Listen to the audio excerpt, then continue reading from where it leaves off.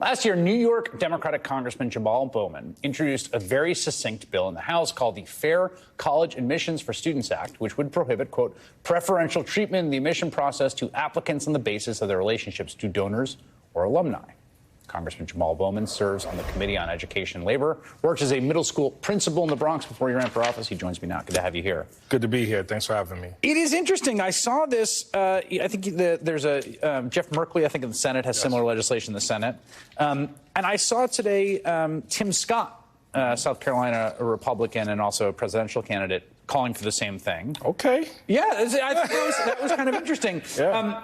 First of all, what's your reaction to the court's decision today? Devastation, frustration, another gut punch to progress. It just seems throughout my life, throughout history, when you're black in America, you're under attack for being black in America. And the decision today and the caucasity to use the 14th Amendment in the decision is insane. Like, 14th Amendment designed to protect and enfranchise African Americans. You now use it to reverse our enfranchisement into higher education. It's just preposterous and disgusting, obviously. Let me ask you this, though. Yeah. This is there's different critiques, and people have all sorts of views on affirmative action. And I think there's some interesting, complicated nuance to some of these discussions. For instance, on this, one thing I see some say, people on the left are like, all this fancy college stuff is kind of is like a little bit of a red herring. Mm-hmm. It's a small group of people. There's only 70 colleges in all of America that admit less than 1/3 of their applicants. And I'm curious for you, as someone who's a middle school principal in the Bronx, right? You're dealing with kids who, by and large, are not like racing to get into Harvard, right? Yep. Like, how you think this sort of question of elite institutions hits the folks that you represent in the Bronx or the schools that you're in? It's about access, it's about opportunity, it's about hope, and it's about self-determination.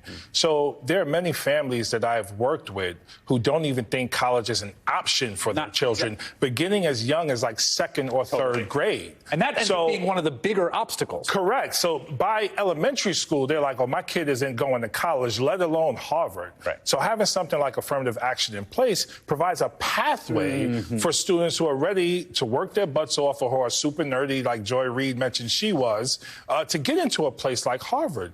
And with affirmative action, places like Harvard look to other places, look to diverse backgrounds to bring in students because it enriches the overall education experience. And the decision today and the phrase color blindness, are you kidding me?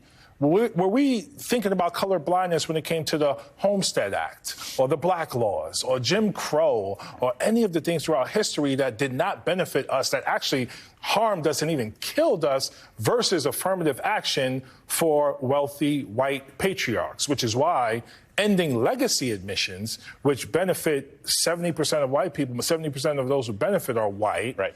And they keep out low-income, mostly children of color. If we're serious about our democracy and equity and equality and legacy admissions, then we could do that in Congress. And that would not be a constitutional issue, I think, particularly with this court. I don't think you're going to find a constitutional right, but it could be in Congress. And I think I think there's something interesting here from a bipartisan standpoint, which is, conservatives are really wound up about these elite institutions for a bunch of different reasons. And elitism. Than I think progressives are. But seeing Scott made me think, like, I wonder if you can find people on the other side who are like, yeah, why should we have legacy admissions? Well, Scott sounds like he's being reasonable. Right now, Republicans in the House are anything but reasonable. They do not want to collaborate on any piece of legislation. You see how they've been governing since they've taken power. I want to mention this.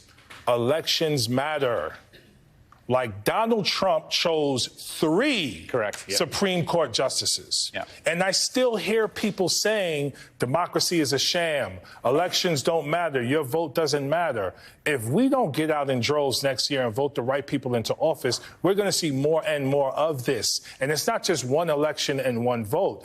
The far right, have been strategically organizing to take control of the Supreme Court and take control of state houses across the country. That's why they have this power. Right. We have to do the same thing on the left. And everyone who cares about our democracy and humanity, we got to organize the same way, and we got to engage the disengaged to make sure they vote in every election. Yeah, it's a really good point. I mean, today really was that 2016 that election. 80,000 votes across 3 states. Of course, right. you lost the popular vote, but that is what That's how we sealed Roe's fate and affirmative action today. Congressman Jamaal Bowman, who represents the district in my home borough of the Bronx as well as Westchester. Good to see you. Good to see you.